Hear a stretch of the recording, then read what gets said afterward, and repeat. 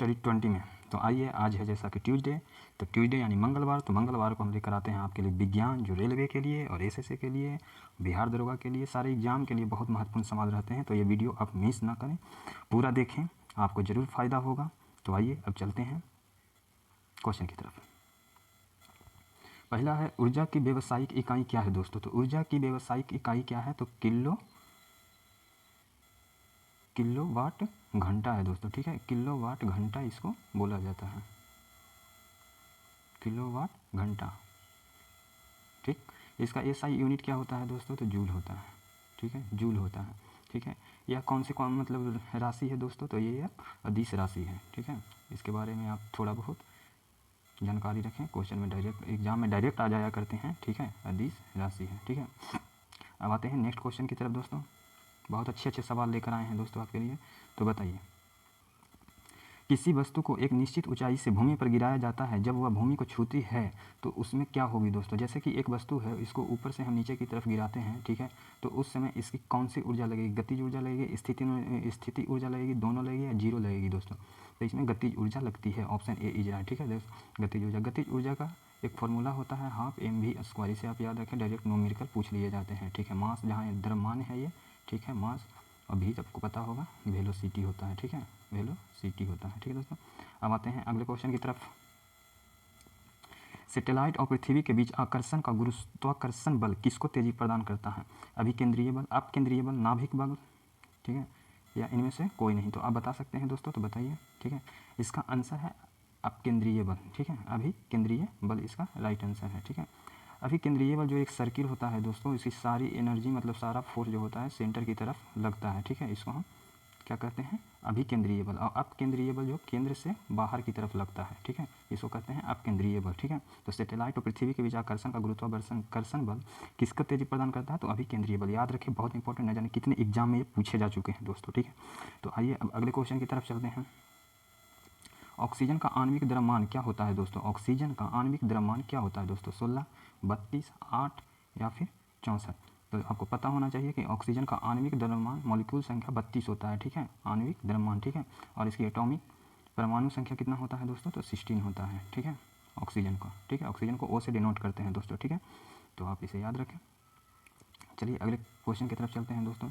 यदि किसी तत्व का इलेक्ट्रॉनिक विन्यास 282 है, तो यह आधुनिक आवर्त सारणी के किस आवर्त से संबंधित होगा दोस्तों? ठीक है, आवर्त सारणी जो मेरा होता है इस तरह का होता है, ठीक है। तो आपको पता होना चाहिए कि यह आवर्त सारणी होता है, ठीक है। 282, पहले तो ये 12 किसका होता है दोस्तों? ये आप जानना बहुत ज़रूरी है। तो 12 होता है मैग्नीशियम का, ठीक है, 10 सोडियम के बाहर, सोडियम के बगल में। तो सोडियम का होता है 281 यानी 11 एटॉमिक नंबर। 12 एटॉमिक नंबर किसका होता है? 282, ठीक है। इसको कॉन्फिगर इलेक्ट्रॉनिक विन्यास के माध्यम में इसको लिखा जाता है 282, मतलब ये KLM, ठीक है, N ऐसे कक्ष होता है उसमें रखा जाता है, ठीक है। तो यहाँ पे आपका, ठीक है, यहाँ पे सोडियम रहता है और बगल में यहाँ पे Mg रहता है, ठीक है। तो यहाँ हीलियम, हाइड्रोजन, फिर लिथियम, फिर सोडियम। तो बगल में पहले दूसरे तीसरे यानी तीसरे कक्ष में या तीसरे आवर्त में, कक्ष नहीं आवर्त, ठीक है, इसको आवर्त बोलते हैं, ठीक है। जो 7 संख्या होती है आवर्त की, ठीक है, आवर्त की संख्या 7 होती है। और इसको बोलते हैं, क्या चीज़ बोलते हैं? वर्ग, ठीक है। वर्ग की संख्या कितनी होती है दोस्तों? तो वर्ग की संख्या होती है 18, ठीक है। तो आप इसे याद रखें। आइए नेक्स्ट क्वेश्चन की तरफ चलते हैं। छोटा, कौन से पौधे के बीज में एक खाद्य भंडार के रूप में काम करता है दोस्तों? बीज, तना, जड़ या फिर सूर्य का प्रकाश? तो खाद्य बीज पत्र होता है, ठीक है दोस्तों। अगले क्वेश्चन की तरफ चलते हैं। किसी परमाणु की 12वीं कक्षा में इलेक्ट्रॉन की संख्या पूर्ण होती है तो उसकी संयोजकता क्या होती है? 0, ठीक है। अब इसका संयोजकता, बाहरी कक्षा में इलेक्ट्रॉन की संख्या पूर्ण किसका किसका होता है दोस्तों? पहले आपको ये याद रखना चाहिए, ठीक है। तो हीलियम, ठीक है, helium, neon, argon, krypton, xenon, जितना भी है लास्ट में, जो सबसे लास्ट वाला में आता है, ठीक है, इसको ऑक्टेट गैस बोलते हैं, या और मतलब अष्टक पूरा हुआ होता है इसका, तो ये बोलते हैं, ठीक है। हीलियम, नियॉन है, helium, neon, argon, krypton, xenon, radon, ठीक है। तो इसकी कितनी संयोजकता होती है दोस्तों? तो 0 होता है, ठीक है। आपको ये कहाँ गया ऑप्शन, ठीक है, 0, 1, 2, 3 ऑप्शन दिया है, तो इसका आंसर राइट आंसर हो जाएगा 0 दोस्तों, ठीक है। अब आ जाइए अगले क्वेश्चन की तरफ। स्थिति ऊर्जा किसके बराबर होती है? तो अभी हम बताए थे, लेकिन काइनेटिक एनर्जी के बारे में बताए थे, गतिज ऊर्जा के बारे में बताए थे, हाफ mv² होता है, ठीक है। और इसी की तरह होता है स्थितिज ऊर्जा होता है, तो स्थितिज ऊर्जा किसके बराबर में होता है दोस्तों? तो mgh। इसके ऊपर डायरेक्ट ये दोनों के ऊपर न्यूमेरिकल भी आता है, बहुत इंपॉर्टेंट फॉर्मूला है, तो आप याद रखें। m for mass, g for गुरुत्वाकर्षण, त्वरण होता है ये, ठीक है। हाइट होता है मतलब ऊंचाई होती है, ठीक है, या दूरी जो भी बोल लीजिए, ठीक है। तो इसका आंसर mgh, ठीक है। अगले सवाल की तरफ आते हैं। किसी तत्व में उच्च आयनीकरण ऊर्जा होता है, ठीक है सब। किस तत्व में उच्च आयनीकरण ऊर्जा होता है? तो आप बता सकते हैं। अगर नहीं बता सकते हैं तो इसको हम बताते हैं। Potassium, helium. हीलियम में आयनिक ऊर्जा सबसे ज़्यादा होता है दोस्तों, ठीक है। और वो निगेटिव कौन होता है सबसे ज़्यादा दोस्तों? निगेटिविटी अगर पूछ दे, ऋणात्मक, तो कौन होता है? तो फ्लोरीन होता है दोस्तों, ठीक है। ये सब आपको याद रखना पड़ेगा, अदरवाइज क्वेश्चन छूट जाया करेंगे एग्जाम में, ठीक है। आइए, कैल्शियम हाइड्रोक्साइड के विलयन से जब कार्बन डाइऑक्साइड गुजरती है तो बनने वाले क्षय का रंग कैसा होता है दोस्तों? तो ये सफ़ेद होता है। आप लोग को पता है, जब घर में चूना करवाते हैं, ठीक है, या पुट्टी करवाते हैं मतलब चूने की, ठीक है, तो उसको अगर हम पानी में डालते हैं तो वो कार्बन डाइऑक्साइड की मात्रा के कारण वो सफ़ेद रंग में दिखने लगता है, पूरा खोलने लगता है। आपने ये घर पर ही एक्सपेरिमेंट देखा होगा, कहीं और जाने की ज़रूरत नहीं है। प्रोटीन की जानकारी प्रदान करने वाले DNA का भाग क्या कहा जाता है दोस्तों? ठीक है, इसका बता दें आप। प्रोटीन, रेनिन, इंसुलिन, जीन क्या कहा जाता है दोस्तों? तो ये जीन कहा जाता है, ठीक है। जीन, जीन है क्या दोस्तों? तो अनुवांशिक की एक छोटी सी इकाई है, ठीक है, उसको हम जीन कहते हैं, ठीक है दोस्तों। नेक्स्ट क्वेश्चन की तरफ आते हैं। दंत चिकित्सक कौन से दर्पण का उपयोग करते हैं? उत्तल दर्पण, अवतल दर्पण, समतल दर्पण, या इनमें से कोई नहीं? आप बता सकते हैं। तो ये अवतल दर्पण का उपयोग करते हैं, जिससे वस्तु आभासी और बड़ा दिखाई दे, ठीक है। दंत चिकित्सक मतलब डॉक्टर के रोगी क्या दर्पण यूज करते हैं? तो अवतल दर्पण यूज करते हैं, ठीक है। नेक्स्ट क्वेश्चन की तरफ चलते हैं। कौन सा तत्व मेरलिफ की आवर्त सारणी में एक निश्चित स्थान नहीं पा सका? तो आप लोग को पता होगा इसका आंसर हाइड्रोजन। हाइड्रोजन को आवारा तत्व बोला जाता है, ठीक है, आवारा तत्व बोला जाता है। ये पूर्ण रूप से अभी तक आवर्त सारणी में जगह नहीं बना पाया है अपना, ठीक है। तो कौन से धातु कच्छ गुजरात वाला कच्छ ना समझ लेना दोस्तों, ठीक है। कौन सी धातु कच्छ के तापमान पर द्रव अवस्था में हो जाती है? मतलब कि जब अपना वो टेम्परेचर अप करने लगता है तो वो हो जाता है। तो आपको पता होगा कौन सी धातु है, तो ये पारा है मेरा, ठीक है। पारा का क्या होता है दोस्तों? Hg इसका होता है, आवर्त सारणी में इसके डिनोट करने का फॉर्मूला, ठीक है। तो आइए अगले क्वेश्चन की तरफ चलते हैं। हाँ, एक वस्तु अपने स्थिर अवस्था में चलना प्रारंभ करती है तो वह 2 सेकेंड में 5 मीटर प्रति सेकंड की गति से प्राप्त कर लेती है। तो इसका त्वरण क्या होगा दोस्तों? अब इसका फार्मूला हम जानते हैं, ठीक है।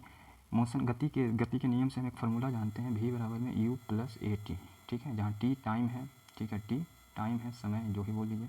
a क्या है? त्वरण है, ठीक है। v क्या है? प्रारंभिक, इनिशियल वेलोसिटी है, और ये फाइनल वेलोसिटी है, ठीक है। तो u = यहाँ 0 दिया हुआ है, v = 5 दिया हुआ है, ठीक है, 5 मीटर पर सेकंड दिया हुआ है, टाइम हमें दिया हुआ है 2 सेकंड, ठीक है। अब निकालना क्या है इसको? तो निकाल सकते हैं दोस्तों, a बराबर, इसको जब सिंप्लीफाई करिएगा तो a बराबर आ जाएगा v - u/t, ठीक है। तो u 0 है और v का मान 5 है, और यहाँ पे 2 टाइम हो गया, तो ये 2.5 मीटर पर सेकेंड स्क्वायर, ठीक है दोस्तों। आंसर हो जाएगा 2.5 मीटर पर सेकेंड स्क्वायर। ये मीटर पर सेकेंड स्क्वायर लगाना ना भूलें, ये चीज़ बहुत इंपॉर्टेंट है। यूनिट होता है त्वरण का, ठीक है, मीटर पर सेकेंड स्क्वायर, ठीक है।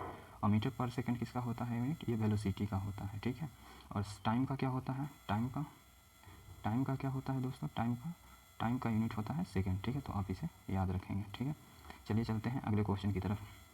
तापमान के केल्विन पैमाने से सेल्सियस पैमाने में बदलने के लिए आपको क्या करना पड़ता है दोस्तों? तो जैसे कि हम एग्जांपल एक देख के आपको समझाना चाहते हैं कि जैसे कि मेरी ह्यूमन बॉडी का टेम्परेचर होता है 37 डिग्री, और उससे अगर केल्विन में पूछा जाता है तो ये होता है 310 डिग्री, ठीक है। तो इसमें क्या करते हैं हम? इसमें तो करते हैं सेल्सियस से, मतलब कि सेल्सियस से केल्विन में बनाने के लिए 273 ऐड करते हैं, लेकिन यहाँ पूछ रहा है केल्विन से सेल्सियस बनाने के लिए क्या करेंगे? तो आप इसको 310 में से 273 घटा देंगे तो आपका आंसर आ जाएगा 37 डिग्री, ठीक है। तो ये क्या करना पड़ता है? घटाना पड़ता है, ठीक है। क्वेश्चन आप समझिए ध्यान से, उसके बाद ही जवाब दें, जल्दबाजी नहीं करें, जल्दबाजी करेंगे तो गलत हो जाएगा। तो इसका आंसर हो जाएगा 273 घटाना पड़ता है, ठीक है दोस्तों। अब आइए अगले क्वेश्चन की तरफ। एल कक्ष में रखे जा सकने वाले इलेक्ट्रॉन की संख्या कितनी होगी दोस्तों? आप बताइए। आप इसका आंसर दें, हम तब तक कच्छ मिस प्रिंट कर दिया है, ठीक है। A2 B8 2 10 18। तो जैसा कि दोस्तों हमें एक चार्ट होता है KLMN, ये नाभिक के जो होता है इस कच्छ इसको बोला जाता है, ठीक है। जब साइंस कभी पढ़ाएंगे तो बताएंगे आपको KLMN, ठीक है। तो K में क्या होता है 2 होता है, L में क्या होता है 8 होता है, M में क्या होता है 18 होता है, और इसमें क्या होता है 32 होता है, 32 होता है। तो इस तरह से बढ़ता है। तो पूछ रहा है L में, ठीक है, पूछ रहा है L में दोस्तों, ठीक है। तो L में क्या हो जाएगा मेरा 8, आंसर नंबर बी। ये पूरा चार्ट याद रखें, ठीक है।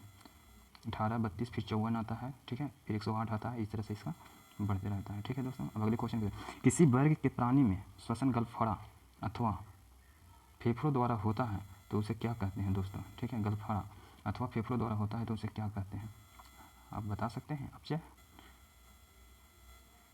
क्या हो गया 18, अरे तो उभयचर या इनमें से कोई नहीं। तो गलफड़ा से जो लेता है दोस्तों उसको हम क्या बोलते हैं, तो उभयचर बोलते हैं, ठीक है, उभयचर बोलते हैं, ठीक है, उभयचर बोलते हैं। उभयचर में कौन आता है दोस्तों, मेढक, ठीक है, मेढक, मेढक, ठीक है।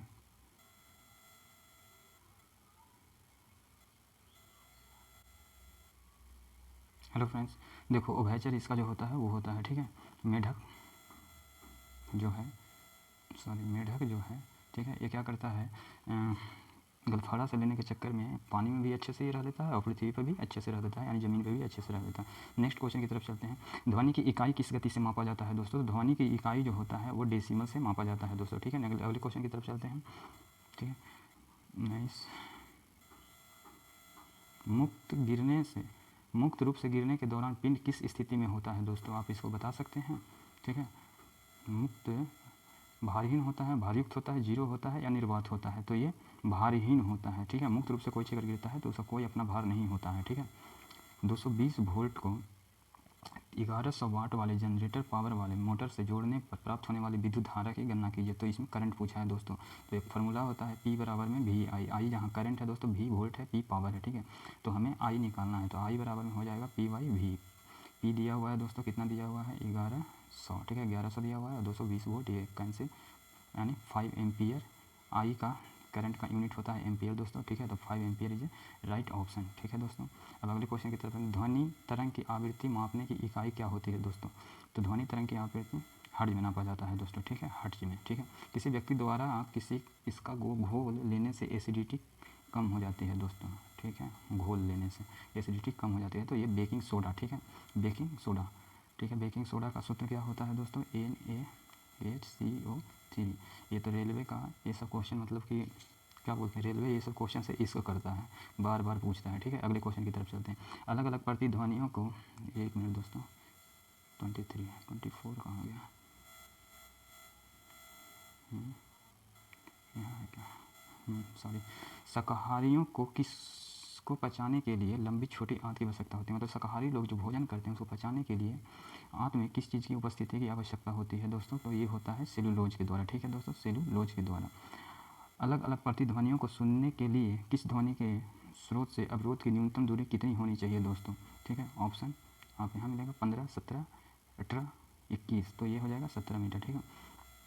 यही कारण है कि चमगादड़ जो होते हैं अपने मतलब उतनी तेज़ रफ्तार में उड़ान करते हैं, लेकिन फिर भी आपस में वो किसी से नहीं टकराते हैं, क्योंकि उसे 17 मीटर पहले ही से पता चल जाता है कि हमारे पास में कोई जीव जंतु या कोई वस्तु रखी हुई है, ठीक है।